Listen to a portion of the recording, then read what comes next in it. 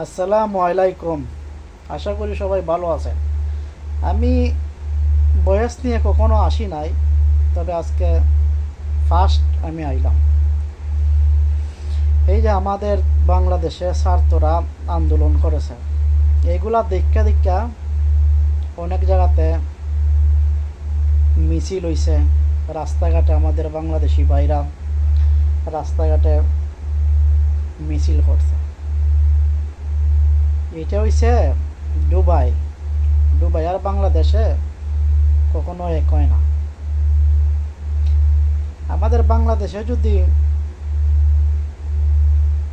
হরতাল করে, অবরোধ করে, এই দেশের সরকারের তো কোনো আসে যায় না। আরে ভাই, তোমরা যে এই দেশে মিছিল করলায়, রাস্তাঘাটে সবাই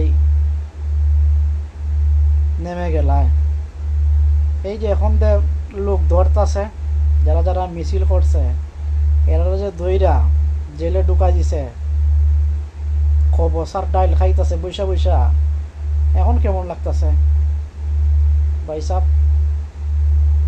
এই জন্যই বেশি আবেগ নিয়ে চলা ঠিক না।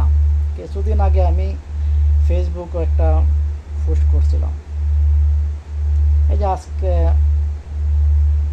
অনেক মানুষের দইরা না জেলের ভিতরে ঢুকাই দিছে। এখন ওরাও তো ফ্যামিলি আছে। আর শুনলাম 3জন মানুষের যাবজ্জীবন বিদেশে সাজা হইছে। দেশে তো সবাই ভালোবাসে, আমিও দেশটা ভালোবাসি। আমরা বাংলাদেশিরা সবাই দেশটা ভালোবাসে। আচ্ছা, যাই হোক, এখন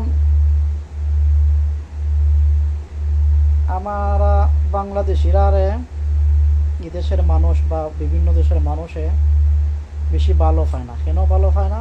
এই জন্যই যত অবৈধ কাজ, যত নির্দিষ্ট কাজ আমরা সবাই বাংলাদেশিরা করি। এখন যে যারা যারা ধরছে বাংলাদেশের ভাই বাদাররা, এখন তোমরা দেশে কি করবা? আলু আর পটেটো খাও, আর করবাই কি ভাই? বেশি লাফাইলে এমনই হয়, বেশি লাফানি ভালো না।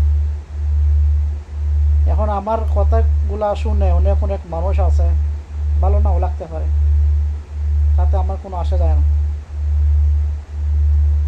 আমরা সবাই ভালোভাবে চলি, সবাই আমরা ভালোবাসবে। বাংলাদেশে যদি অবরোধ করছে এরা বাংলাদেশের ছাত্ররা, তোমার যদি অত শখ থাকে বাংলাদেশে যাও, গিয়ে অবরোধ করো ওরার সাথে। তুমি যদি এদের সাথে এগুলা করলায়, তোমার কেটা অনুমতি দিছে? হ্যাঁ, এটা তোমার বাবার দেশ না, এটা হচ্ছে দুবার সরকার। এখন বুঝো না মজা? এখন বুঝবে মজা, মজা কারে খোয়ায়।